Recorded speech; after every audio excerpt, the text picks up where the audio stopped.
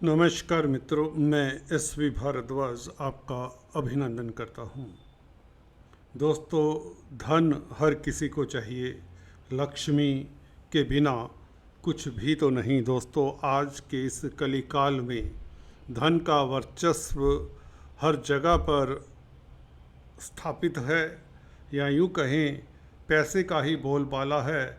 इस पैसे ने रिश्तों को भी काफ़ी पीछे छोड़ दिया है।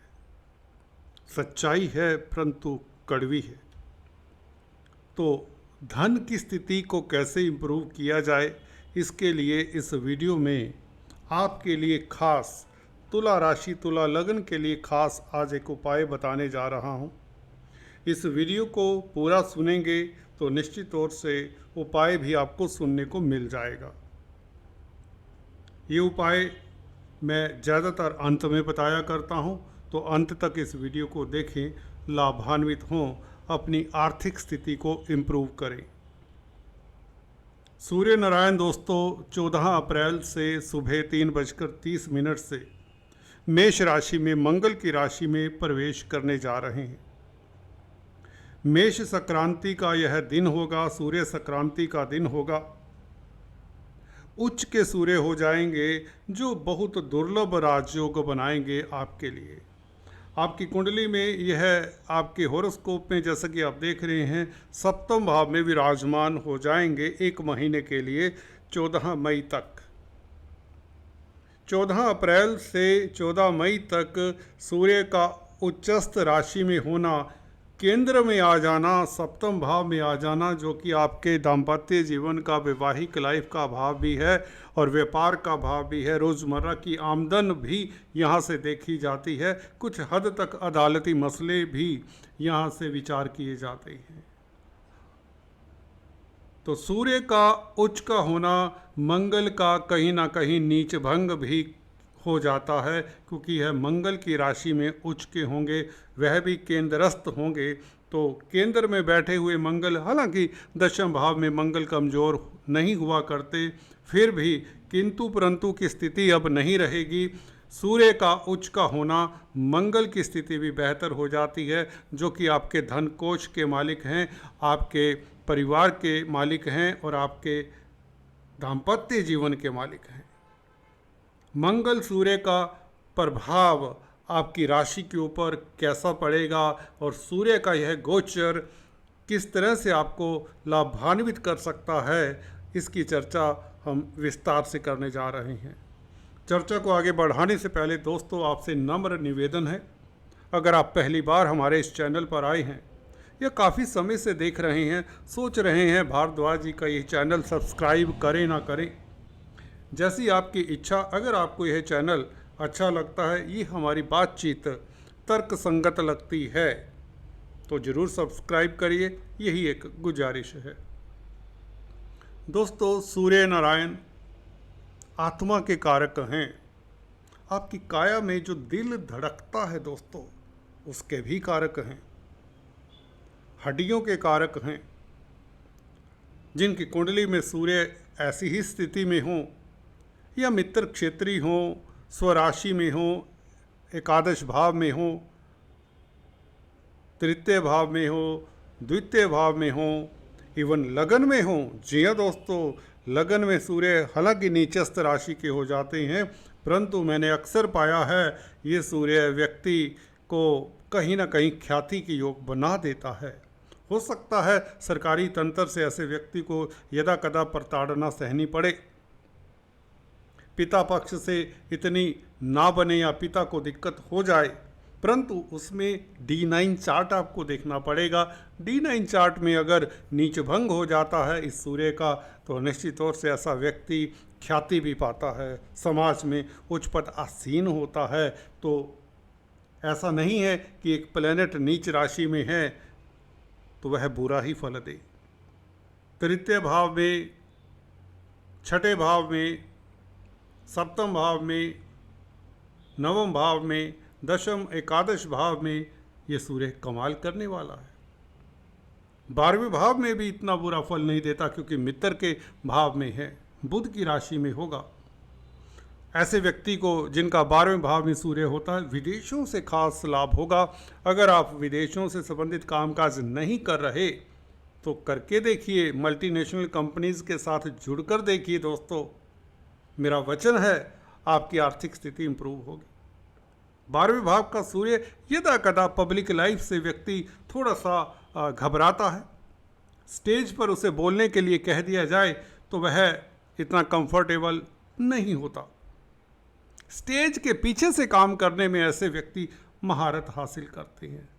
तृतीय भाव का सूर्य कमाल करता है, व्यक्ति को व्यक्ति का सोशल सर्कल बहुत अच्छा होता है, उच्च पदासीन होता है, सामाजिक होता है, राजनीति में अग्रणी होता है। भाग्य स्थान में बैठा हुआ सूर्य निश्चित तौर से व्यक्ति को भाग्यशाली बनाता है। धन की स्थिति बेहतर होती है, पिता पक्ष से लाभ होता है। अगर इसके ऊपर शुभ प्रभाव होना चाहिए या गुरु की स्थिति एटलीस्ट अच्छी होनी चाहिए, क्योंकि गुरु 9वें भाव का कारक होता है। एनीवेज, हम सूर्य के गोचर की बात कर रहे हैं। आत्मा के कारक हैं, स्वाभिमान के कारक हैं। जी हाँ दोस्तों, आपका सोया सोया सा स्वाभिमान या इवन खोया सा स्वाभिमान जाग जाता है। किसी तरह के गिल्ट की भावना से आप बाहर आ जाते हैं, वैचारिक पशुपेश से बाहर आ जाते हैं। आपका बौद्धिक बल काम करने लगता है। सूर्य का यहाँ पर बैठना आपके तेज प्रभाव में बहुत ज़्यादा वृद्धि करता है। स्वाभिमान में वृद्धि होती है। व्यापार में आप निश्चित तौर से सफलता अर्जित करते हैं। भागीदारी में कामकाज से खास सफलता मिला करती है इस तरह के सूर्य से। सरकारी तंत्र से, शासन सत्ता से जुड़े हुए लोगों को खास लाभ होगा। ऐसे वक्त में हमने अक्सर पाया है, जब शनि राजयोग कारक हो चुके हैं तो सूर्य मंगल भी जब आपके पक्ष के हों तो निश्चित तौर से आप लोगों की तरक्की के योग बनते हैं। अगर आप नौकरी कर रहे हैं, अच्छी जॉब मिलने के योग बनते हैं। पॉलिटिक्स में है, राजनीतिक गलियारों में अगर आप शिरकत कर रहे हैं तो भी आपको सफलता मिलती है, आपका कद बढ़ता है, आपका डंका बजता है। दोस्तों, ये सूर्य आपके लगन को प्रभावित करता है, आपकी राशि को प्रभावित करता है। आपको ये समझना होगा, जब सूर्य यहाँ पर हो तो ये सूर्य निश्चित तौर से आपकी इज्जत मान तो बढ़ाता है, आपकी कॉन्फिडेंस को तो बढ़ाता है, आपके व्यापार में खास वृद्धि करता है। तो व्यापार में किसी तरह की अपॉर्चुनिटीज आती हैं तो उसे दो हाथ लीजिए। 11वें भाव का मालिक है बेसिकली। 11वां भाव आय का होता है, इनकम का होता है, तो इनकम के साधन और भी बढ़ेंगे। अगर आपके 2 इनकम के साधन हैं तो वह 3 हो सकते हैं, 4 हो सकते हैं। इनकम का ग्राफ बढ़ेगा। हर तुला राशि, तुला लगन के लिए ये निश्चित है। आपकी माली हालत बेहतर होगी, और क्योंकि धनेश मंगल का भी नीच भंग हो रहा है तो धन की स्थिति, लिक्विडिटी का क्रंच खत्म होता है, धन की स्थिति बेहतर होती है। घर परिवार में खुशियों का माहौल रहेगा। दाम्पत्य जीवन, वैवाहिक जीवन खास मधुर होगा। सबसे बड़ी बात ये है, आपकी हेल्थ इंप्रूव होगी। विदेशाटन के योग बनते हैं, घूमने फिरने के योग बनते हैं। एक्सपोर्ट इंपोर्ट के कार्यों से आपको खास लाभ होता है। ऐसे में कुल मिलाकर ये सूर्य आपकी आर्थिक उन्नति का द्योतक है। आप प्रबल शत्रुहंता रहेंगे। अदालती मसलों में आपकी जीत की संभावनाएं प्रबल करता है। आपका स्वास्थ्य इंप्रूव होता है। विचार उन्नत होते हैं, वैचारिक शक्ति काम करे। मंगल का प्रभाव लगन के ऊपर पड़ ही रहा है, राशि के ऊपर। जोश की कमी तो है नहीं, आपके जोश में ये वृद्धि करता है सूर्य का यहाँ पर बैठ जाना, मंगल के साथ संबंध बनाना, मंगल की राशि में। तो स्थितियां आपके लिए 14 अप्रैल से और भी बेहतर हो रही। अभी चलते चलते आपको उपाय जिसकी बात हमने शुरुआत में की, अगर आपकी माली हालत अच्छी नहीं है, अक्सर आपको धन की किल्लत रहती है, तो आपको ये उपाय करना चाहिए। आपको बता दें, शुक्रवार से शुरुआत करके कनक धारा स्तोत्र का जाप करें।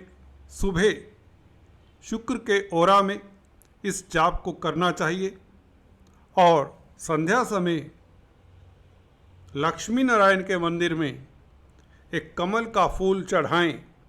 43 दिन ये कर लें, बिना नागे के, बिना ब्रेक के।